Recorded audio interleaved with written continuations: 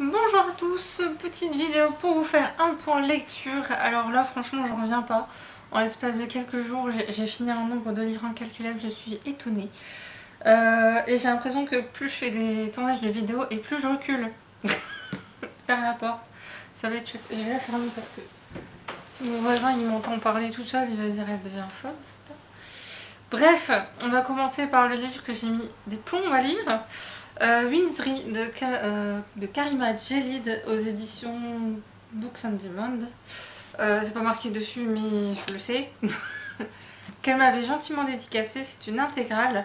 Et autant vous dire que quand j'ai dû écrire la chronique, déjà j'ai été très longue à lire parce que j'ai eu besoin de temps pour le lire. C'est un livre qui se déguste selon moi pour vraiment prendre en considération toutes les informations qu'elle donne. Son écriture est très simple. Quand on le lit, on a l'impression que on va le manger d'une traite. Mais les informations elles-mêmes, par contre, il faut les prendre en compte. Et je pense que j'avais besoin de ça, de les digérer tout doucement. Et puis il y a eu le boulot que j'ai trouvé. Et là, j'ai quasiment rien lu cette période-là. Donc je me suis concentrée vraiment sur celui-là à cette période-là parce que je dis là c'est pas possible, c'est un service presse, tu le fais traîner, c'est une honte honnêtement. J'étais très gênée vis-à-vis de l'autrice honnêtement. Au moment je l'ai prévenue parce que je dis la pauvre elle attend, elle attend, elle attend, c'est pas possible. Bref, pour revenir à l'histoire, je vais essayer de vous faire comprendre ça. On est sur le continent de Malordia. Alors Malordia vous allez très vite l'oublier, enfin moi je l'ai oublié. Il y a la demeure de Windsri, c'est un royaume où il y a la paix, tout va bien, tout se passe bien, tout le monde est heureux, tout le monde est beau, enfin beau j'en sais rien, vu que les personnages sont pas vraiment décrits, tant mieux d'ailleurs. Et sauf qu'il y a le roi Jadav qui a décidé qu'il allait s'approprier cette demeure, ce royaume, est-ce que je peux dire ça? Oui, ce royaume, et justement on commence là-dessus. On commence sur le roi Jadaf qui est sur le point de conquérir ce royaume tenu par le roi Yomel. Oui, Yomel. Et sauf que rien ne va se passer comme prévu. Enfin, c'est un peu plus compliqué que ça, je vais pas en dire trop, je veux pas spoiler. Parce qu'honnêtement, on s'attend à de la fantaisie à l'état pur, et déjà j'étais étonnée qu'on commence direct sur un combat, quasiment. Enfin, d'entrée de jeu quasiment, on a eu juste deux trois pages pour nous présenter Jadav, et son caractère, sa personnalité exécrable, soyons honnêtes. Mais après on est direct dedans. Je vous assure les gens que... Mais ce que j'ai bien aimé, c'est justement que l'autrice s'attarde pas sur les combats. Les combats en eux-mêmes, ok, elle en décrit quelques-uns pour bien qu'on se mette dans l'ambiance, mais elle s'attarde plus sur la personnalité des personnages, leur évolution, leurs émotions, enfin quand ils en ont. Elle s'attarde sur des choses qui sont plus essentielles à l'histoire.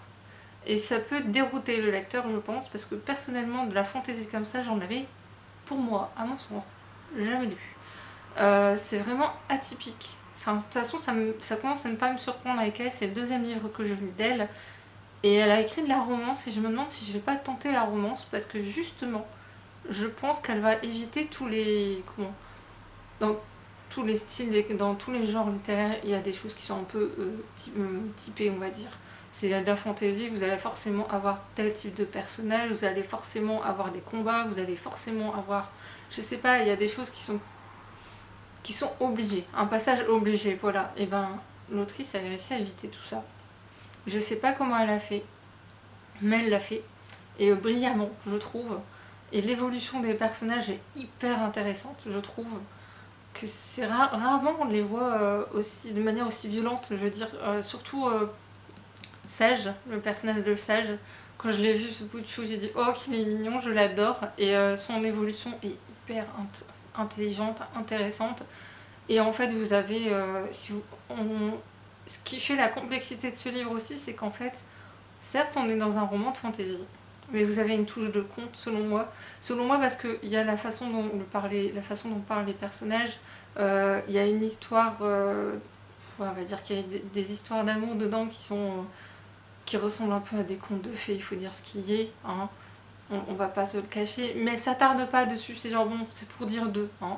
Ou je sais pas, mais elle s'attarde pas, c'est évident, c'est bon, on passe. Elle va pas en faire d'un truc mielleux et à vomir, même limite pour moi. Je la remercie. Et vous avez certains personnages qui sortent de... Voilà, ouais, on peut dire qu'il y a un personnage qui est historique dedans. J'ai halluciné. Parce que jamais elle ne prononce le nom de ce personnage, elle vous le fait comprendre. Elle utilise vos connaissances de son histoire, qui sont évidentes, hein. Tout le monde connaît ça, tout le monde. Celui qui ne connaît pas ça, il est jamais sorti de chez lui, il a jamais regardé la télé, il a jamais écouté la radio, il a jamais lu un bouquin, il a jamais rien, voilà. Vous voyez l'idée. Mais il a vécu, grandi dans une grotte loin d'ici, je sais pas, mais loin de toute humanité, peut-être, ou même pas sur Terre, je pense, voilà. Mais quand elle a utilisé ce personnage-là, j'ai halluciné parce que justement, elle ne prend pas le lecteur pour un idiot. Elle utilise le lecteur, elle lui dit vas-y, travaille un petit peu aussi, on va te faire travailler. Et à chaque fois que vous attendez à aller vers quelque part, en fait, je prends l'exemple du personnage de Sage qui est le plus évocateur pour moi. Concernant ce personnage, il va se passer quelque chose, on s'attend à le suivre dans ce qu'il va faire, je ne savais pas dire quoi. Et ben non, on le suit 2 ans plus tard. Alors certains pourraient être déçus de ça, j'avoue que ça m'a un peu déçue. Mais au final pas du tout, parce qu'en fait je pense que l'évolution du personnage n'aurait pas été la même. Je l'aurais pas vu de la même façon, en fait. Du coup je trouve que son moment était hyper intelligent, hyper bien construit. L'écriture, rien à dire, de toute façon elle a reçu un prix pour ça, donc voilà. Autant dire que c'est bon. Et ouais. J'ai adoré. Alors certains pourraient critiquer l'aspect un peu gentil, entre guillemets. Mais son but, je pense son but c'était de montrer que la colère et la haine ne servent à rien. Voilà. À pas faire beaucoup de mal. Ça sert à rien du tout. On se fait même du mal à soi-même en plus. Et voilà. J'ai pas grand chose à dire, c'est très compliqué. Après, n'hésitez pas à aller voir la chronique écrite si c'est un peu confus pour vous. Je pense qu'elle était plus ordonnée. Parce que pour moi, il y a énormément de choses à voir dans ce roman. Parce que là, elle s'attarde sur un monde, sur le monde qu'elle a choisi. Mais ce monde, en fait, peut se développer dans d'autres univers. Et d'ailleurs, il y a le personnage de l'enchanteresse qui apparaît également dans la pièce de théâtre que j'ai lue d'elle. Mais pas du tout avec les mêmes traits de caractère, en fait. C'est ça qui est amusant aussi. Je pense que ça joue aussi pour que ça m'amuse à ce point-là. C'était pas français ce que j'ai dit, c'est pas grave. Ensuite, j'ai relu Harry Potter et la coupe de feu de J.K. Rowling, illustré par Jim Kay, tout va bien. Autant vous dire, ce livre est d'une beauté absolument incroyable. Ouais, je vais peut-être pas prendre celle-là. Non, parce que je tombe sur Rita Skeeter, j'ai pas envie de montrer Rita Skeeter, soyons honnêtes. Bon, tant pis, j'ai montré ça. Il y a une double page avec un dragon, mais je pense que je la retrouverai pas, honnêtement. Bon, ben peut-être que si. Oh, c'est tellement beau. Bref, autant vous dire que c'était très intéressant de relire ce tome, que j'ai adoré, évidemment. Et surtout intéressant parce qu'en fait, il y a tout dans ce livre pour nous préparer à tous les tomes qui suivent. Tout, mais absolument tout. Comment on a fait pour ne rien voir? Comme quoi relire un livre est très intéressant puisqu'on peut le voir de manière totalement différente. Et je pense que je vais pas être déçue sur les prochains tomes quand je vais les relire dans leur version illustrée par Jim Kay. Enfin, s'ils sortent, parce que vu qu'ils ont commencé une nouvelle collection. Enfin, je pense que si. Hein. Par contre, oui, c'est ce que je disais là dans ma chronique, parce que oui, je viens de faire une chronique là tout de suite. Écrite sur un autre livre de J.K. Rowling, où je disais que le marketing commençait à me gonfler sincèrement, parce que rien que pour le livre en question, ils ont sorti 2 versions sur un an de temps, je crois. En plus de la version déjà existante et d'une autre version. Je trouve que ça fait beaucoup et beaucoup d'argent par les fenêtres. Autant prendre une version illustrée comme ça a une plus-value, soyons honnêtes, ça a une plus-value. Autant les nouvelles versions là, avec Minalima, ouais ok, le livre il doit être hyper bien pour les gamins quoi, mais non. Non, voilà. Ensuite, les cartographes de S.I. Grove, éditions Nathan, le livre 1, La sentence de verre. J'ai mis des plombes à le lire aussi, c'est comme Winsry, un peu moins long, tant mieux. Je l'ai fini le 1er janvier à minuit moins quart. Donc je pense qu'il y en a pas mal qui en ont entendu parler, il a reçu des prix ce livre. Nous suivons Sophia qui vit à Boston après le grand bouleversement qui a eu lieu. Et son oncle va se faire kidnapper. Son oncle est un grand cartographe, l'un des plus grands, si ce n'est le plus grand d'ailleurs, et elle va suivre les consignes que son oncle a réussi à lui laisser, et elle va le chercher. Voilà, on suit son périple là-dessus. J'en dis pas plus, et autant vous dire, c'était hyper fascinant. Le monde qui a été développé dedans est juste incroyable, ne serait-ce que les cartes, quoi. La créativité qu'il y a eu là-dessus. Alors il y en a qui ont peut-être été perdus. J'ai vu que certains avaient dit que c'était des bonnes idées, mais qu'ils avaient été perdus, qu'ils n'avaient pas réussi à suivre. Parce qu'effectivement, il y a beaucoup d'explications dans ce tome 1 qui ont un côté très scientifique. Donc je pense que ceux qui n'aiment pas trop ce qui est scientifique, voilà, faudra laisser tomber. Mais personnellement, le personnage de Sophia est hyper intéressant parce que elle a l'air totalement gauche. Et en vrai, elle a un talent de dingue. Elle n'en a pas conscience du tout. Le fait d'après de grandir avec un nom comme le sien, je pense que ça explique beaucoup de choses. Les personnages qu'on rencontre en cours de route étaient juste incroyables aussi. Théo est le plus mystérieux d'entre eux et je pense qu'avec Théo, on va pas être déçus. Après, en dehors de ça, je vois pas comment vous parler de ce livre parce qu'il y a tellement de choses. Même la méchante de l'histoire, je vais pas dire je l'ai pas vu venir. Je m'attendais à tout et n'importe quoi concernant la méchante de l'histoire, mais pas ce que j'ai vu. Après, on pourrait peut-être reprocher que l'auteur ou l'autrice, je ne sais même plus si c'est un homme ou une femme qui a écrit ça, qu'il ait fait encore un méchant où finalement on se prend de sympathie pour lui ou pour elle. Et moi non. Moi non, je me suis pas du tout dit ça parce que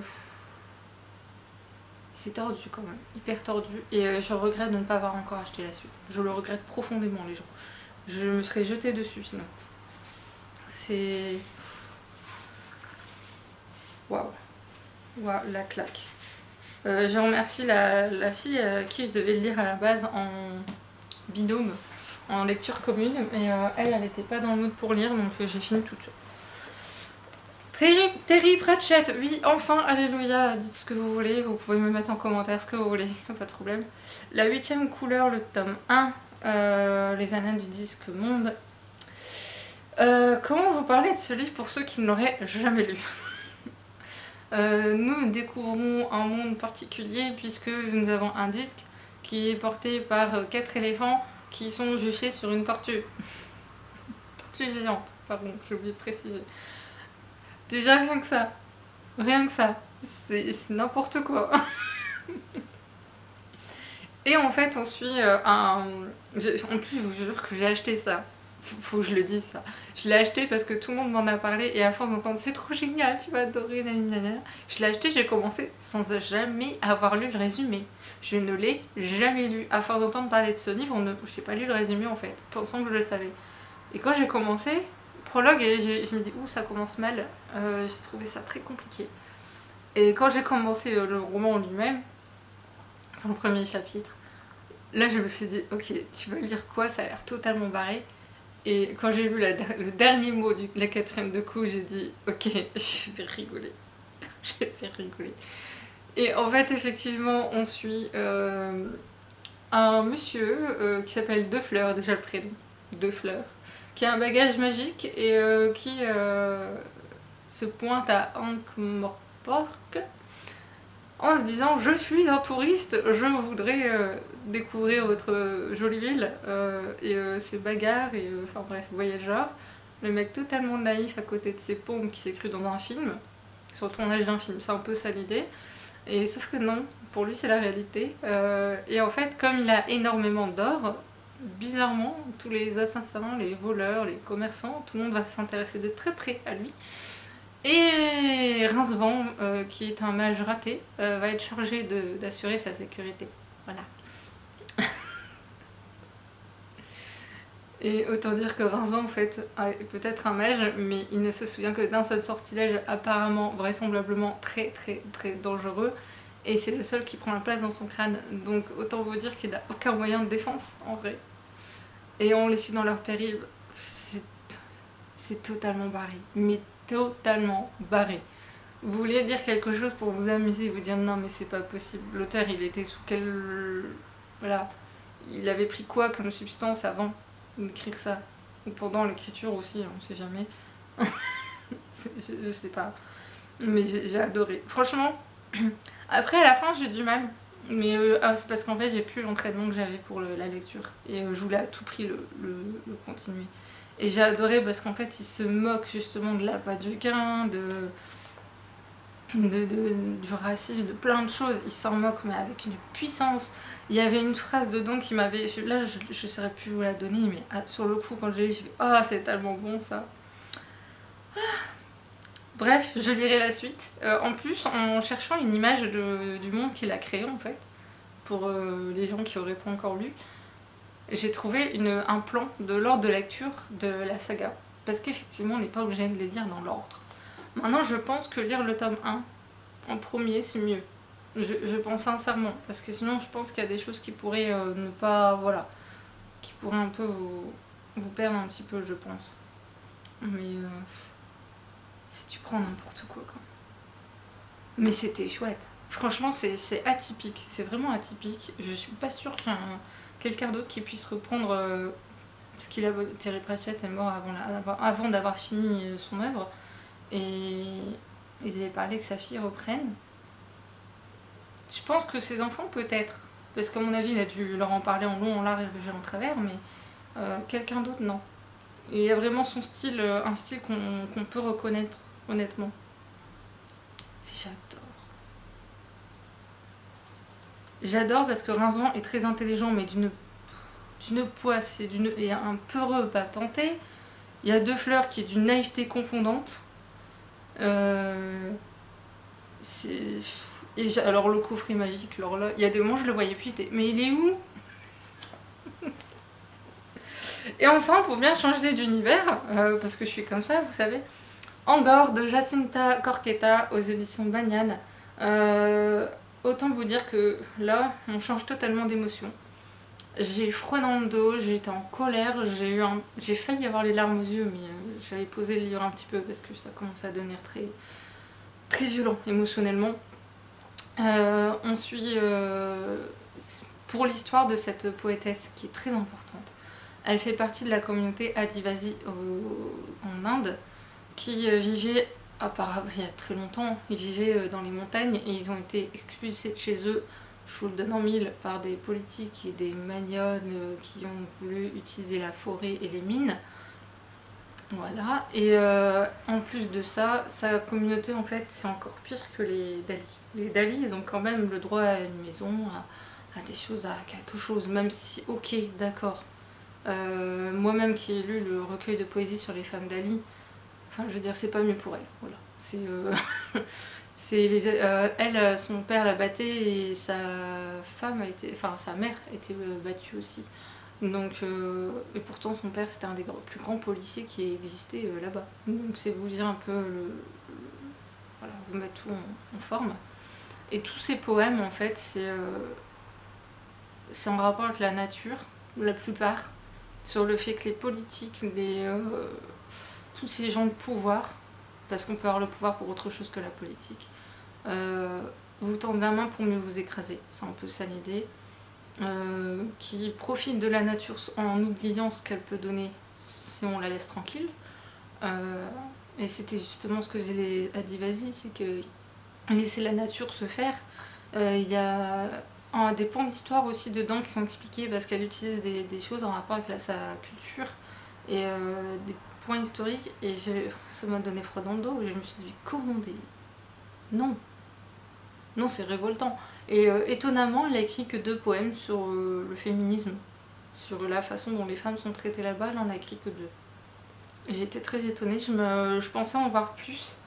Après, c'est peut-être parce que c'est sa propre histoire, mais les Adivasi en fait essaient de se battre pour récupérer leurs terres, mais ils n'y arriveront jamais, soyons honnêtes. Et c'est sa façon elle de combattre, et ses poèmes sont...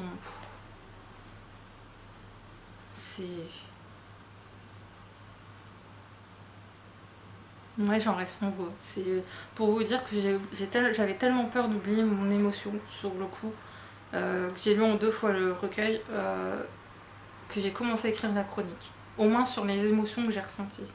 Parce que je pense que la poésie, on peut l'écrire à chaud. c'est même là l'essentiel, je pense. Et j'en ai un autre à lire là, mais je crois que j'aurai besoin d'un peu de temps pour le digérer celui-là. Mais c'était hyper bouleversant, ça m'a mis en colère aussi. Et je me dis, ce pays, l'Inde, en fait, ils sont tout pris dans la gueule. Au niveau colonisation, au niveau déforestation, au niveau. Enfin, tous les niveaux en fait. Ils ont tout. Et, et bizarrement, il n'y a personne qui lèvera le petit doigt pour les aider. Enfin, pas grand monde. Il y a des associations, certes, mais les associations n'ont pas de pouvoir, malheureusement. Enfin, pas des masses, en tout cas. Bref, j'ai peur d'avoir trop parlé. Sur ce, je vais vous laisser. J'espère que je vous aurai donné envie de lire certains de ces livres. N'hésitez pas à me le dire en commentaire, à m'en partager aussi de bonnes lectures à vous de ces derniers temps. Moi, ça me fait toujours plaisir à voir, surtout si c'est pas connu. Et moi, je vais vous laisser. Je vous souhaite un bon week-end et vous dire à très bientôt. Salut!